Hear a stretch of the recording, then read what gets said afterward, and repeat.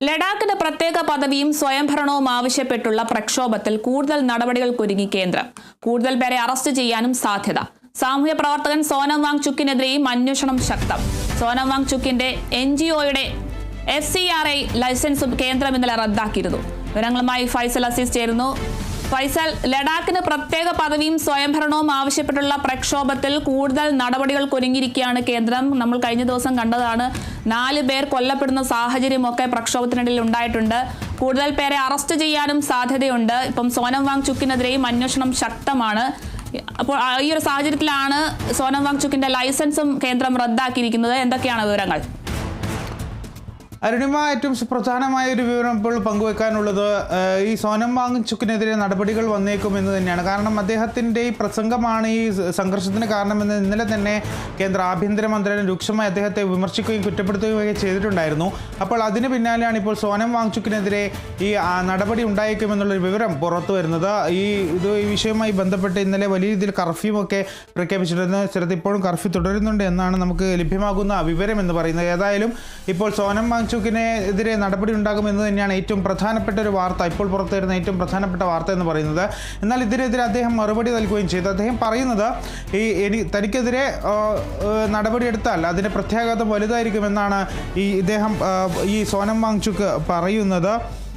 ഈ സോനം വാങ്ചുക്ക് നേതൃത്വം നൽകുന്ന സ്ഥാപനം വിദേശ സംഭാവന ചട്ടം ലംഘിച്ച് വൻതോതിൽ പണം കൈപ്പറ്റിയെന്നും കഴിഞ്ഞ ഫെബ്രുവരിയിൽ പാകിസ്ഥാൻ സന്ദർശിച്ചെന്നുമുള്ള പരാതിയിലാണ് ഇപ്പോൾ CBI അന്വേഷണം ആരംഭിച്ചിട്ടുണ്ട്. മാത്രമല്ല ഈ വിഷയത്തിൽ EDയും ഇടപെടും എന്ന് തന്നെയാണ് ലഭിക്കുന്ന വിവരം. ഒപ്പം തന്നെ വാങ്ചുക്കിൻ്റെ പാകിസ്ഥാൻ സന്ദർശനവും അന്വേഷണത്തിൻ്റെ പരിധിയിലുണ്ട്. അതായത് ഇദ്ദേഹത്തിൻ്റെ NGO വഴി വലിയ രീതിയിൽ പണം സമ്പാദിച്ചെന്നാണ് ആരോപപ്പെടുന്ന ഒരു കുറ്റം. അതുകൊണ്ട് തന്നെ ആ വിഷയത്തിൽ EDയും ഇടപെടും.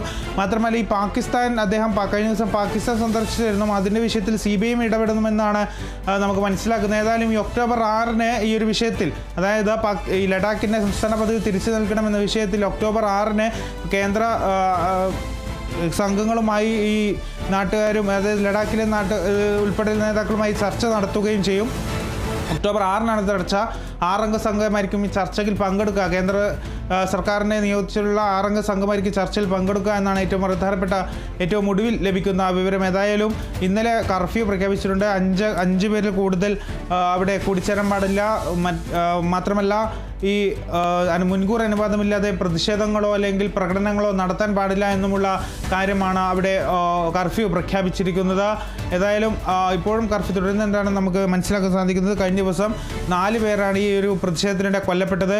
മാത്രമല്ല 50ഓളം പേർക്ക് പരിക്കേൽക്കുകയും ചെയ്തു. എപ്പോഴും 50ഓളം 60 അല്ലെങ്കിൽ 60ഓളം പേർ ഇപ്പോഴും ചികിത്സയിൽ തന്നെ തുടരുകയാണ്. ഏതായാലും ഇപ്പോൾ പ്രതിഷേധത്തിന് ശമനം വന്നിട്ടുണ്ട്. ഏതായാലും ഇദ്ദേഹത്തിനെതിരെ, ഈ സോനം വാങ്ചുക്കിനെതിരെ നടപടി വരുന്നുണ്ട് എന്നാണ് ഏറ്റവും പ്രധാനപ്പെട്ട പുറത്തുവരുന്ന വിവരം. അരുണിമ, ശരി. ലഡാക്കിന് പ്രത്യേക പദവിയും സ്വയംഭരണവും ആവശ്യപ്പെട്ടുള്ള പ്രക്ഷോഭത്തിൽ കൂടുതൽ നടപടികൾക്കൊരുങ്ങിയിരിക്കുകയാണ് കേന്ദ്രം.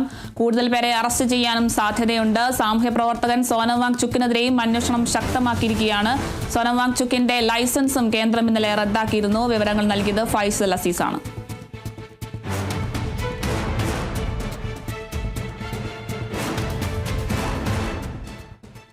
കൂടുതൽ വാർത്തകളുമായി തിരികെ എത്താം ഇടവേളയ്ക്ക് ശേഷം.